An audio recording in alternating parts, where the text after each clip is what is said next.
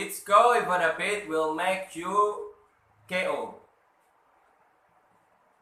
Adik-adik, kita akan melanjutin serial 25 Nabi yang udah apa agam janjikan.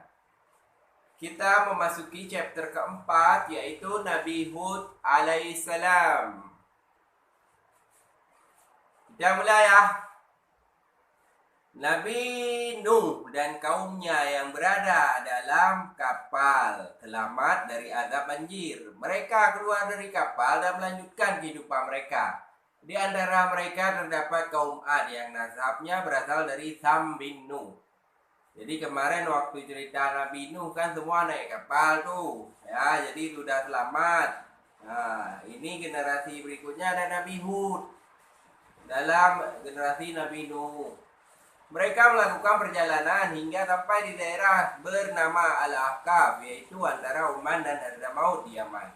Di Al-Ahqaf, kaum Ad membangun kebudayaannya. Mereka membangun bangunan-bangunan yang pinggir Iram, di Iram, ibu kota kaum Ad. Pada masa itu belum pernah ada kota yang dibangun seperti itu di negara-negara lain. Kaum Ad membuat bangunan-bangunan itu dengan tiang-tiang penyangga yang besar dan kuat. Nah, ini ya, kaum Ad ini memang dalam dalilnya orangnya besar-besar ya. Macam-macam raksasa aja mereka besar kuat. Wilayah Al-Aqsa merupakan daerah yang subur. Kaum Ad memanfaatkannya untuk daerah pertanian. Curah hujan. Nah, ngomong-ngomong hujan, di luar juga lagi hujan nih. Semoga cerita kita berkah nih, ya. Berdoa Allahumma saiban nafi'an. Di wilayah ini cukup tinggi sehingga tanaman dapat tumbuh dengan baik. Kaum Ad hidup dengan penuh kemakmuran dan kemewahan. Hal itu membuat kaum Ad menjadi angkuh. Mereka berkata, siapakah yang kekuatannya lebih besar dari kami? Setan telah berhasil menyesatkan mereka. Kaum Ad mulai menyembah patung berhala. Mereka merupakan mereka melupakan dahsyatnya banjir itu. Lama-kelamaan mereka juga berbuat zalim dengan melakukan tindakan kekerasan dan kejahatan. Dalam Al-Quran digambarkan kondisi kaum Ad saat itu pada ayat 130 surat Asyura. Dan apabila kamu menyiksa, maka kamu menyiksa sebagai orang-orang kejam dan bengis. Kaum Ad benar-benar berada dalam kesesatan yang nyata. Mereka tidak lagi menyembah Allah Subhanahu wa taala. Mereka ingkar nih deh, ya. Setelah mereka selamat dari kapal Nabi Nuh, mereka ingkar. Nabi Hud berdakwah kepada kaum Ad. Karena kaum Ad telah berada dalam kesesatan, Nabi Hud diutus oleh Allah untuk berdakwah.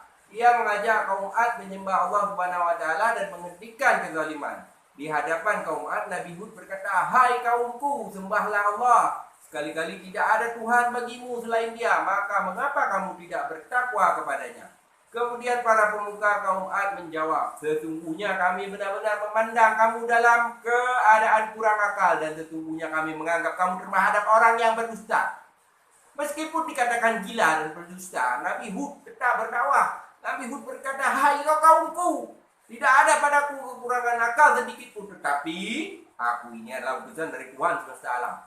Aku menyampaikan amanat Tuhanku padamu, dan aku hanyalah pemberi nasihat yang terpercaya."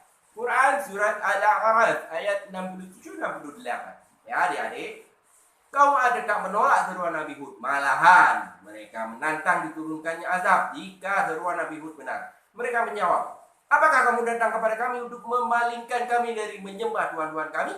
Maka datangkanlah kepada kami azab yang telah kamu ancamkan kepada kami, jika kamu termasuk orang-orang yang benar." Kemakmuran dan kemewahan telah membuat kaum Ad lupa diri. Mereka tidak mempedulikan utusan Allah. Nabi Hud hanya sedikit yang mengikuti ajaran Nabi Hud. Jadi kaum Ad ini sedikit yang ikuti Nabi Hud. Mereka besar-besar ini di zaman kaum Ad ini ya. Perbincangan Nabi Hud dengan kaumnya. Salah satu cara berdakwah Nabi Hud adalah dengan berdialog. Ia berdialog dengan kaum Ad tentang kenikmatan dari Allah. Nabi Hud mengatakan bahwa seharusnya kaum Ad menerima ajarannya sebagai suatu peringatan dari Allah. Ia juga mengingatkan adanya kaum Nabi Nuh. Mereka ditimpa azab karena tidak mempedulikan peringatan dari Allah. Nabi Hud berkata, "Allah telah memberi kelebihan, kekuasaan, dan kekuatan kepada kalian.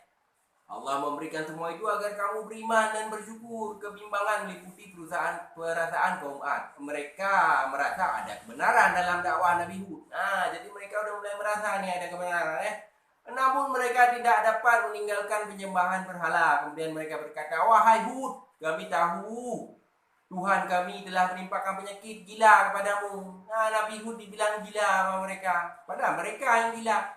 Sesungguhnya engkau adalah seorang pendusta. Nabi Hud menyangkal perkataan kaum Ad. Wahai kaumku, aku bukanlah orang gila. Aku adalah Rasulullah, Tuhan seluruh alam. Aku menyampaikan amanat Tuhanku. Nabi Hud berkata, apakah kamu tidak pernah percaya dan heran bahwa datang kepadamu peringatan dari Tuhanmu yang dibawa oleh seorang laki-laki di antaramu untuk memberi peringatan kepadamu? Dan ingatlah oleh kamu sekalian di waktu Allah menjadikan kamu sebagai pengganti-pengganti yang berkuasa. Sesudah lenyapnya kaum Nuh dan Tuhan telah melebihkan kekuatan tubuh dan perawakanmu. Mereka memang besar-besar ini dalam dalilnya nih ya. Kayak raksasa kalau zaman sekarang pasti. Daripada kaum Nuh itu, maka ingatlah nikmat-nikmat Allah supaya kamu mendapat keberuntungan. Mereka kaum Ad berkata, apakah kamu datang kepada kami agar kami hanya menyembah Allah saja dan meninggalkan apa yang biasa disembah oleh bapak-bapak kami? Maka datangkanlah azab yang kamu ancamkan kepada kami jika kamu termasuk orang-orang yang benar. Quran Surat Al-A'raf 69-70. Demikianlah sebagian perbincangan Nabi Hud dari kaum Ad. Kaum Ad tetap menolak ajakan Nabi Hud sekalipun Nabi Hud memberikan penjelasan tentang bukti kekuasaan Allah SWT. Azab untuk kaum Ad. Nabi Hud telah lama berdakwah kepada kaum Ad, namun kaum Ad tetap berpegang teguh pada agama nenek moyang. Mereka menyembah tuhan-tuhan berhala. Kemudian Allah SWT menurunkan azab. Kemarau yang panjang menimpa wilayah mereka. Tanah kembali kering dan tanaman tidak tumbuh. Hewan ternak mereka juga banyak yang mati. Kehidupan kaum Ad menjadi sulit. Ketika itu Nabi Hud meminta kaum Ad untuk memohon ampun kepada Allah SWT. Namun mereka menolaknya dan tetap menyembah berhala. Mereka berharap tuhan-tuhan berhala akan menolong mereka. Sekali lagi Allah menurunkan azab. Awalnya kaum Ad melihat sesuatu yang bergumpal-gumpal berwarna hitam. Mereka telah melihat awan hitam yang akan menurunkan hujan. Mereka bersorak karena terlalu senang. Nabi Hud mengetahui bahwa azab segera datang. Oleh karena itu ia mengumpulkan pengikutnya. Jadi awan hitam itu bergejolak di langit, disangka itu turun hujan, padahal bukan. Itu awal dari azab bagi mereka. Takut. Setelah gumpalan mendekat, kaum Ad yang kafir menyadari bahwa itu bukanlah awan. Dengan tiba-tiba angin kencang menggulung kaum Ad. Mereka terlempar ke udara hingga seluruhnya binasa. Hanya Nabi Hud dan pengikutnya yang selamat. Kisah tentang azab untuk kaum Ad dikisahkan dalam beberapa surat. Dan juga pada kisah Ad ketika kami kirimkan kepada mereka angin yang membinasakan. Angin itu tidak membiarkan satupun yang dilaluinya, melainkan dijadikan seperti serbu. Quran Surat Az-Zariyat 41-42. Sesungguhnya kami telah menghembuskan kepada mereka angin yang sangat kencang pada hari nahas yang terus-menerus, yang menggelimpangkan manusia seakan-akan mereka pohon kurma yang tumbang. Quran Surat Al-Qamar 19-20. Adapun kaum Ad, maka mereka telah dibinasakan dengan angin yang sangat dingin. Lagi amat kencang yang Allah menimpakan angin itu kepada mereka selama 7 malam dan 8 hari terus menerus. Selama seminggu penuh. Diputar-putar di udara, melilit-lilit. Kacau kali kaum Ad ni. Angin itu pada mereka selama 7 malam dan 8 hari terus menerus. Maka kamu lihat kaum Ad pada waktu itu mati bergelimangan. Seakan-akan mereka tumbul pohon kurma yang telah kosong, lapuk.